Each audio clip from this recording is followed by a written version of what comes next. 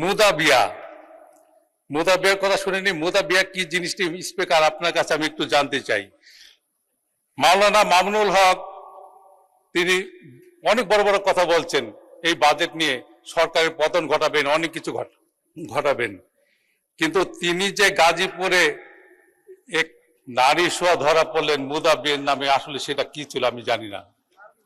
সদস্য অপ্রাসঙ্গিক কোনো বিষয় বক্তব্যে না নাই ভালো। একজন রাজনৈতিক নেতার পরকীয়া সম্পর্কে আপনি মন্তব্য করেছেন।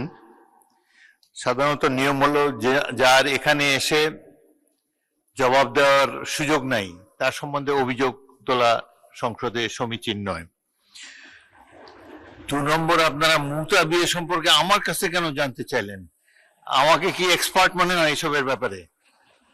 মুতা বিয়ে হলো সম্ভবত কেউ যদি বিদেশে যায়, বিদেশে অবস্থানকালে হয়তো টেম্পোরারিলি 1 মাসের জন্য বিদেশে গেল, আগের কালে নিয়ম ছিল 1 মাসের জন্য তিনি একটা সোকল্ড বিয়ে করতে পারতেন বা একজন পার্টনার খুঁজে নিতে পারতেন, এটাই আমার ধারণা। তবে এগুলা নিয়ে সংসদে আলাপ আলোচনা না হয় ভালো। আর অপ্রাসঙ্গিক কোনো কিছু অনুগ্রহ করে এখানে তুলবেন না,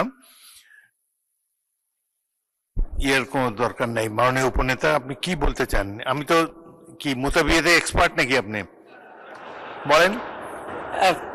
মুতা বিয়েতে আমি এক্সপার্ট না, তবে কনসেপ্টের ব্যাপারে আমি জানি। প্রথম কথা হচ্ছে, মাননীয় স্পিকার আপনি খুব রাইটলি বলেছেন, যিনি এখানে উপস্থিত নাই তার ব্যাপারে এ ধরনের আলোচনা তো এখানে আমার সমীচীন না। আমি আশা করি আর মামুনুল হক সাহেবের ব্যাপারে যে তথ্য দিয়েছে এটা একেবারেই ভুল তথ্য। উনি কোনো মুতা বিবাহ করেন নাই, গাজীপুরে কোনো জায়গায় এরকম কোনো ঘটনা ঘটে নাই। যেটা হ্যারাস করা হয়েছিল নারায়ণগঞ্জে, ওনাকে উনি বিয়ে করেছিলেন এবং এটা এখন এস্টাবলিশ আছে। তা বিয়ে করার তো জায়েজ আমির জামা মাননীয় স্পিকার। তা আমি চাইবো যে এটা আপনি এক্সপান্ড করবেন।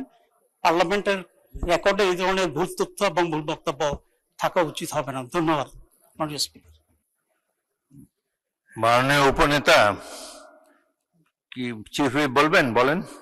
স্পিকার, যা অসংসদীয় এবং সমীচীন নয়, বিফিটিং দেখায় না। মাননীয় স্পিকার, আপনাকে অনুরোধ করছি সেটা মানে প্রসিডিংস থেকে এক্সপেন্স করার জন্য।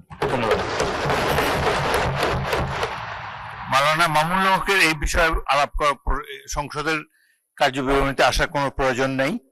এবং তাছাড়া এখনো কিন্তু এটা আমি বলার ইচ্ছা ছিল না, তিনি তার অবস্থান পরিষ্কার করতে পারেন নাই। যাই হোক, এটা নিয়ে আলাপ আলোচনা করার কোনো দরকার নেই।